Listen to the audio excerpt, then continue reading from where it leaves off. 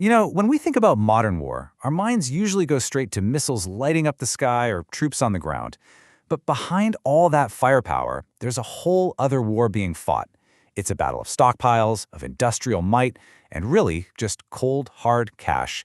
This is what we're talking about today, the war of the balance sheets. So that brings up the big question, right? What's the actual price tag on a modern conflict? It's a question that really shifts your focus from the battlefield to the bank. Because when those missiles fly, they don't just leave craters on the ground. They blow a massive hole in the national budget. And the numbers? Well, they are frankly staggering. Okay, let's start with the United States. According to analysts, Washington is burning through almost $891 million, not per month, not per week, every single day. In just the first 100 hours of this conflict, the bill had already shot up to around $3.7 billion. It's an almost unimaginable rate of spending. And it doesn't stop there. For Israel, the economic pressure is just as insane. The conflict is estimated to be costing its economy about $3 billion every week. So you see, this isn't just a battle of who has the bigger army, it's a test of who can actually afford to keep fighting. So, where on earth is all this money going? Well, for the US, a huge chunk of it is being poured into its incredibly advanced, and you guessed it, incredibly expensive arsenal. So let's break down exactly what some of this high-tech gear actually costs. This is what I think makes those huge numbers feel real. Look at this. A single Tomahawk cruise missile, that can run you up to $2 million. A Patriot interceptor, the thing you use for defense, costs between $3 and $4 million. And then you have the THAAD interceptor, a cool $12 million for one. And seeing it like this on a chart really drives the point home. I mean, just look at that jump from a Tomahawk to a THAAD. So when you hear about dozens of these things being used in a single night, you start to see how the bill skyrockets into the hundreds of millions. Every single engagement is a multi-million-dollar event. Now, despite these absolutely eye-watering costs, the official line coming out of Washington is one of total confidence.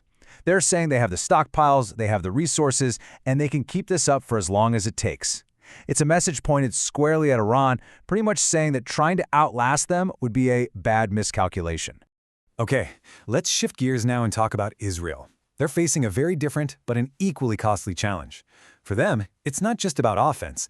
It's about being in a state of constant, relentless defense, and that comes with a very high price tag. Just try to get your head around the scale of this threat. In just the first few days of the war, Iran fired a barrage of over 200 ballistic missiles. Israel's defense systems, like the famous Iron Dome and David Sling, they had to work overtime just to knock them out of the sky. And here's the thing. Even when your defense is nearly perfect, stopping massive barrages like that over and over again puts an immense strain on your arsenal. Each one of those interceptors costs a fortune and needs to be replaced. The longer this war drags on, the higher that defensive bill is going to climb. Right, so this brings us to Iran's strategy, which is, well, it's a completely different playbook. While the US and Israel are all about high-tech, high-cost systems, Iran has taken a fundamentally different economic and military approach to this whole thing. This comparison really lays it all out. On one side, you've got these super expensive, technologically superior interceptors. And on the other side, a strategy built to overwhelm those defenses with a huge volume of much cheaper weapons, like swarms of drones and ballistic missiles. And the numbers really show this strategy in action. Reports suggest Iran has already let loose over 500 ballistic missiles and more than 2,000 drones. And the crucial part is, many of these drones are really cheap to make, which allows Iran to fire them in these massive waves, hoping to just saturate and exhaust the much more expensive defense systems. But, and this is a big but, this strategy has its own vulnerabilities. Iran's stockpiles are not bottomless. And even more important, the country's been operating under heavy international sanctions for a long time, which have squeezed its economy. Plus, US and Israeli strikes are directly targeting their weapons depots and factories. It really begs the question of how long they can keep this pace up. So what's the endgame here? When you pit a high-cost, high-tech military against a low-cost, high-volume one, the conflict stops being about one single decisive battle. Instead, it becomes this grueling test of endurance. It becomes a war of attrition.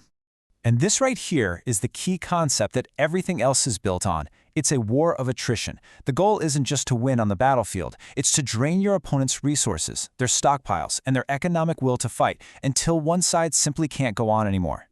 And that is exactly the dynamic we are watching play out in real time. For every single missile Iran fires, its stockpile shrinks.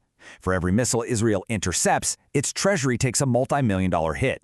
It's just this relentless, vicious cycle of financial and material drain for everyone involved. Which leads us with the ultimate question. This war isn't just being fought with missiles, it's being fought with money.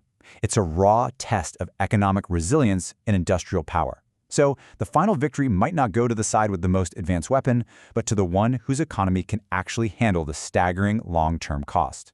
And that leaves us wondering, who runs out of money first?